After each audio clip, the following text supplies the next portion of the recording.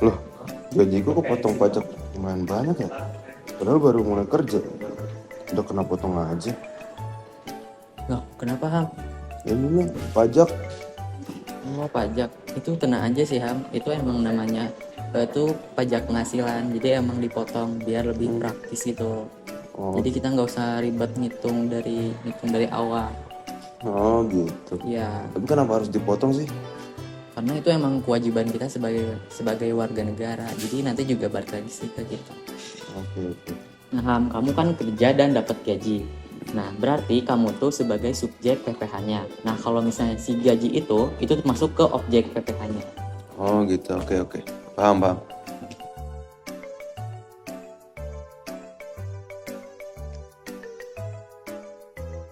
Wih, Ham.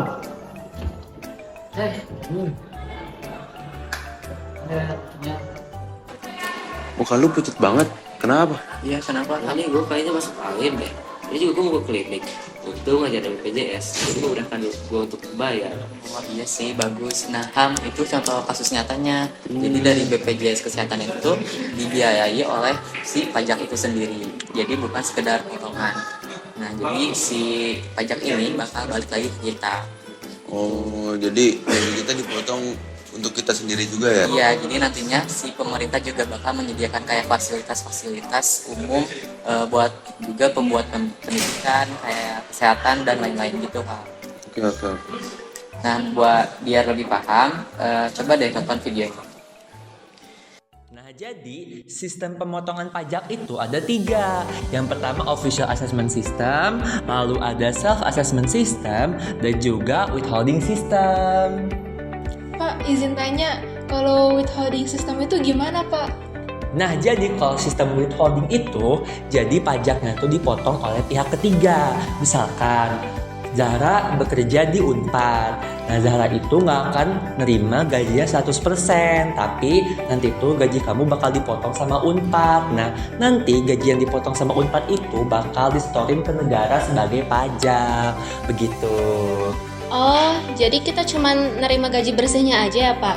Kalau gitu saya mau nanya, Pak, kalau untuk yang self-assessment system itu gimana ya? Nah, kalau misalkan self assessment system itu, jadi kita yang bayar, hitung dan lapor sendiri ke pemerintah pajak atau petugas pajak. Semisal kita tuh dapat SPT atau surat pemberitahuan tahunan. Nah, itu tuh nanti kita bayar sendiri gitu. Izin nanya Pak, kalau official assessment system itu gimana ya Pak? Nah, jadi kalau official assessment system itu tuh pemotongan pajaknya diserahkan oleh pihak fiskus atau petugas pajak. Jadi yang memperoleh dan atau memotong pajak itu adalah petugas pajak. Jadi teman-teman sekarang udah bisa bedain kan bedanya official assessment system, self assessment system, dan juga withholding system. Jangan lupa belajar pajak ya untuk meningkatkan kesadaran bangsa.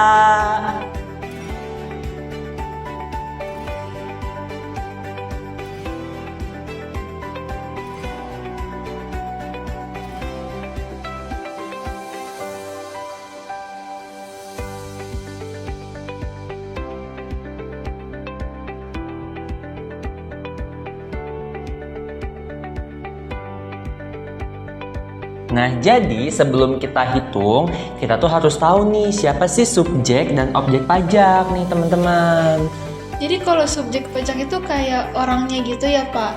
Nah, jadi betul banget tuh. Jadi subjek pajak itu bisa aja orang pribadi, badan, ataupun pihak yang punya wewenang untuk memotong pajak. Terus ada jenis-jenis subjek pajaknya nggak ya, Pak? Nah, jadi betul banget. Kalau subjek pajak itu ada 2 jenis. Yang pertama ada subjek pajak dalam negeri, yang kedua ada subjek pajak luar negeri.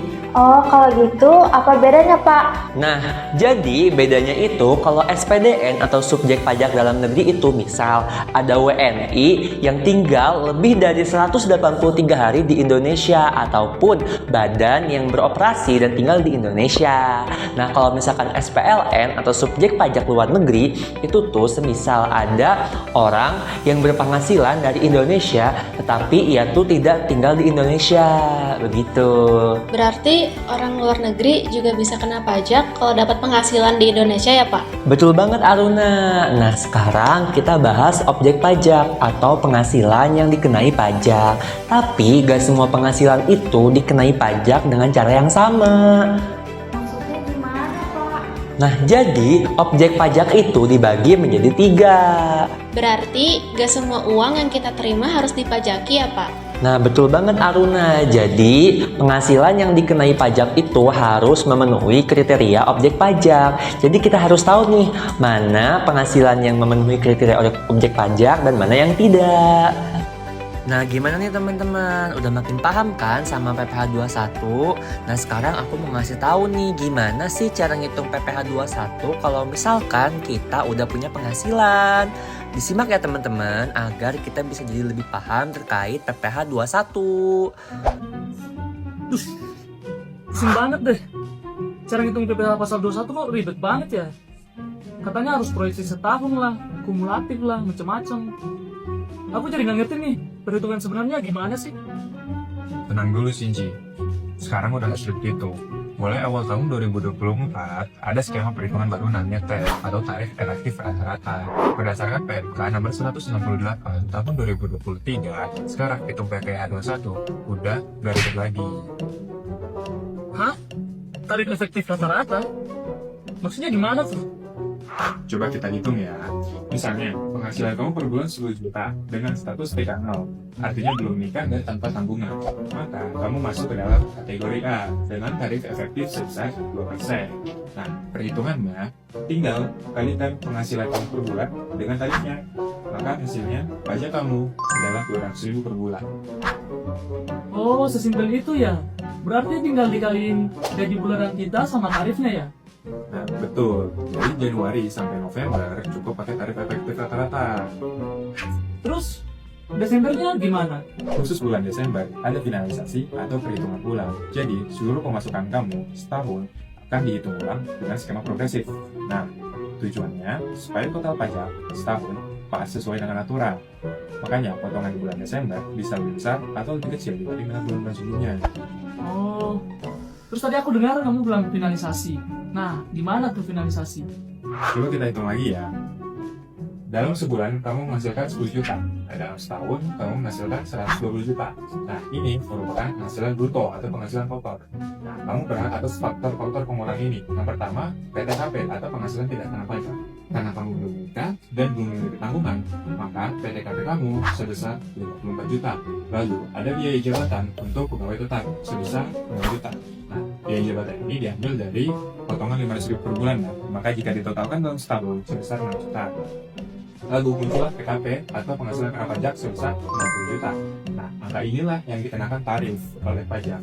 Nah, tak sesuai aturan progresif, tarifnya sebesar 5% dari 60 juta. Maka PPh terutangnya dalam setahun sebesar 7 juta. Nah, karena sebelumnya sudah dikurangkan dengan TER atau tarif efektif rata-rata 2,2 juta dari 200.000 per bulan ya, maka PPh Desember sebesar 800.000. Oh, jadi bulan Desember itu bukan tiba-tiba dipotong lebih besar ya, tapi untuk menyesuaikan supaya pajak setahun yang kita bayar itu pas. Betul. Jadi di bulan Desember dilakukan finalisasi atau perhitungan ulang agar potongan pajakmu ketahuan apakah kurang atau lebih bayar supaya pajak yang kamu bayar itu adil dan sesuai aturan. Dari awam, sekarang aku paham PPh. Don't forget dari kita untuk kita. PPh bangun masa depan keluarga. Nah, jadi PKP sama dengan penghasilan bruto dikurangi biaya, dikurangi PTKP. Tarif progresif adil untuk semua. Yuk kenali PPh Pajak ini biar kita nggak bingung lagi. Dari usaha kita ada kontribusi untuk semua. Pajak kita untuk masa depan Indonesia.